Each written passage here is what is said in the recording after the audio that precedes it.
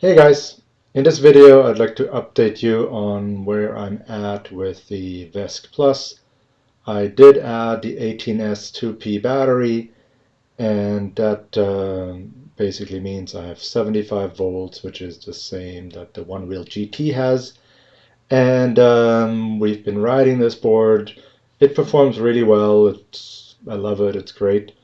This weekend we took it to the Fun Weekend 2 hosted by WheelFunStuff in San Diego. Saturday night was a big group ride at Balboa Park. It was 10 miles at night. It was a blast. It was really cool. It was like 100 people going through the park, going through the city, the Gaslamp district, and the boards held up really well. We had both the VESC Plus and the FunWheel GT.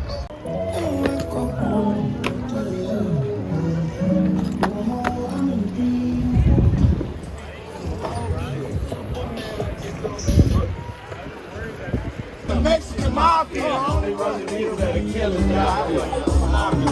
a rap star, but I live like a rock star. Running from the cop car, drop bar, slap that knock bar. It's not charged for the kicks, extra large. I'm sick of the sauce, high bars. My bitch like an ATM card. I'm in the middle of myself. I'm in the middle of myself.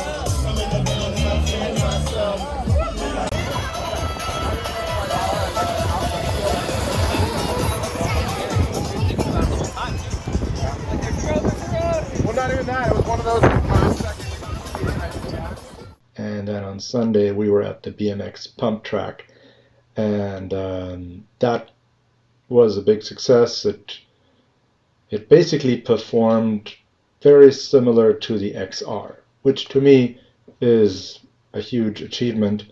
I was not able to tune it to be better than the XR. It scraped the nose and the tail just about as much as the XR did, and what I came to realize is that BMX pump track is really all about skill and less about the board. Obviously the board does help, but I saw guys with the GT scraping nose and tail. I saw guys with WTF rails scraping their nose and tails, and once you've done it a few times, then you realize that as soon as you get to the top of the hump, you have to push down on the nose, otherwise your tail is going to grind almost every time, both with the VESC Plus or with the XR.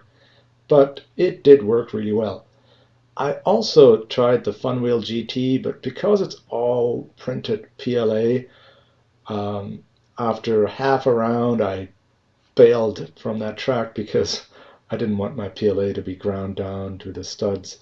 So obviously I can reprint it, but it wasn't worth it. So what I ended up doing is that I rode my XR and Nick rode the VESC Plus, and that way we didn't have to trade off boards. And yeah, I was really happy with it, and now that I finally have, I've never tested a OneWheel in a pump track before. Now that I have that experience, I'm pretty sure that for next year I can tune the firmware for it to perform even better than the XR. But out of the box with the firmware I had, even with all the tuning that I tried, I couldn't get it to be better than the XR. But to me it's a big accomplishment to even match the XR, because the XR honestly behaves really well in all kinds of situations. So that's where we're at. Long story short, here's a few clips. Alright, going for round 2. Oh, I caught air. I caught like a tiny bit of air.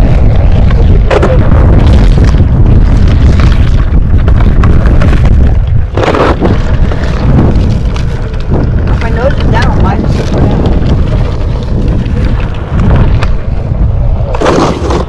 Yeah, that was way too far down. I barely made it up that. So glad I have float plates on. Otherwise this thing would be shredded down to the PLA box.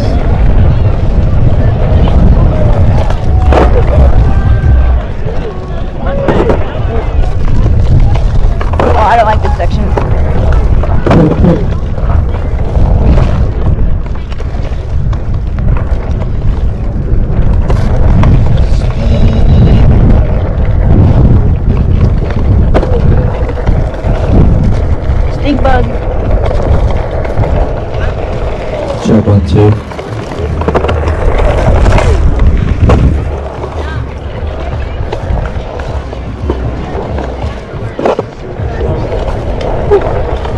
And we crossed the finish line. I handled it pretty well.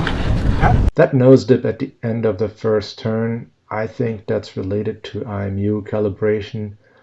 I've been having issues with that. I need to keep playing with the confidence decay and potentially the Mahoney values, but I'm not sure. I still haven't fully figured out how to perfectly tune the IMU there. Here we go, racers are ready on the line. Oh, hold on, we got a hiccup. Hiccup at the gate. And the Groms are off. Here they go.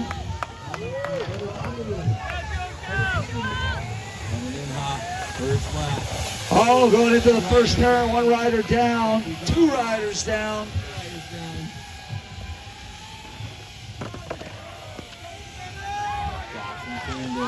So that got the lead. Josh is taking close. Here we go. There they go. Second turn now heading into the Looks like Matt Perkins and Savannah out front, leading the pack. battling for the lead. They're going into turn 3. This is the blind spot. Looks like Matt with the lead. Savannah's in close second. Here they go across the finish line. Oh, Matt Perkins goes down, and Savannah takes the win.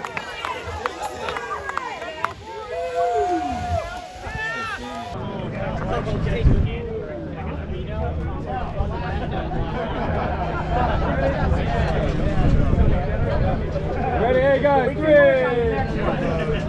Ready? What is a little bit of time?